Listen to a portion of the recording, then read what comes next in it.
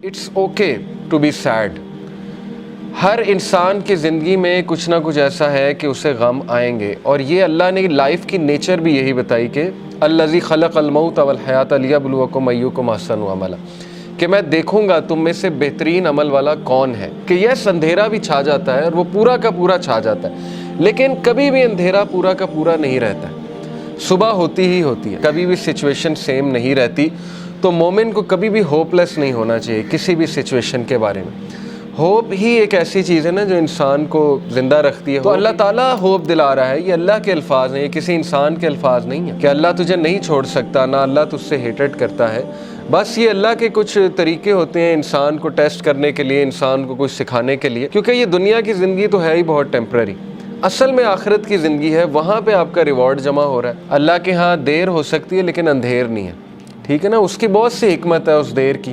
اللہ تعالیٰ پتہ نہیں آپ کو کیا ریمائنڈر دینا چاہ رہا ہے، آپ سے کیا آپ کو ٹھیک کرنا چاہ رہا ہے، آپ کے کون سے سکلز کو باہر لانا چاہ رہا ہے اللہ. کیا وہ ہی نہیں جانے گا جس نے تمہیں تخلیق کیا ہے؟ کیا اس کو ہی نہیں پتا کہ تم کس سچویشن میں ہو، تم کس غم میں ہو؟ اللہ سے ہوپ لگائیں گے نا تو ایمپٹی ہینڈ نہیں آئیں گے. نو تو ہے ہی نہیں نا، ہوپ لیسنس تو ہے ہی نہیں اللہ کے ہاں.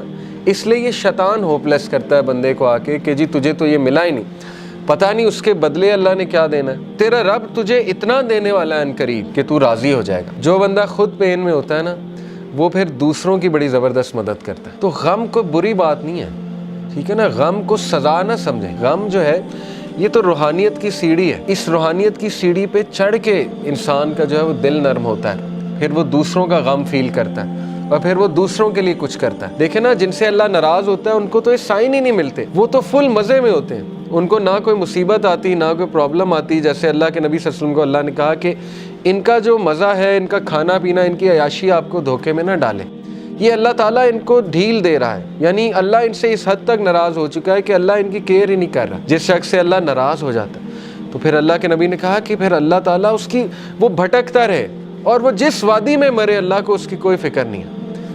یہ ہے اصل میں وہ شخص بدبخت. اور یہ کون ہے؟ وَلَا تَكُونُوا كَالَّذِينَ نَسُوا اللَّهَ فَأَنسَاهُمْ أَنفُسَهُمْ. کیا تو نے دیکھا اس کو جو اللہ کو بھول گیا تو پھر اللہ نے اس کو اس کا آپ بھلا دیا. اولئک هم الفاسقون. یہی تو فاسق ہے. تو اس لیے یہ مت سوچیں کہ اللہ نے آپ کو بھلا دیا. اگر اللہ کسی کو ناپسند کرتا ہے تو اپنے قریب کیوں لائے گا؟ مجھے یہ بتائیں، ٹھیک ہے نا. ایک بندہ کہیں اور جا سکتا ہے، کلاس میں آ گیا ہے، دین کا لیکچر سننے آ گیا، کیا یہ نشانی نہیں ہے کہ اللہ اس سے راضی ہے؟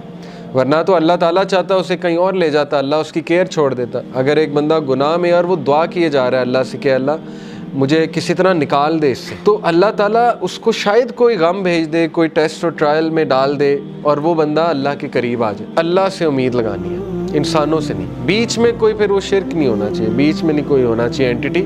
ساری کی ساری امید اللہ تعالیٰ سے ہے. پھر آپ دیکھیں اللہ تعالیٰ جلد آپ کو ایسی چیز دے دے گا کہ آپ کا غم اللہ ہلکا کر دے گا.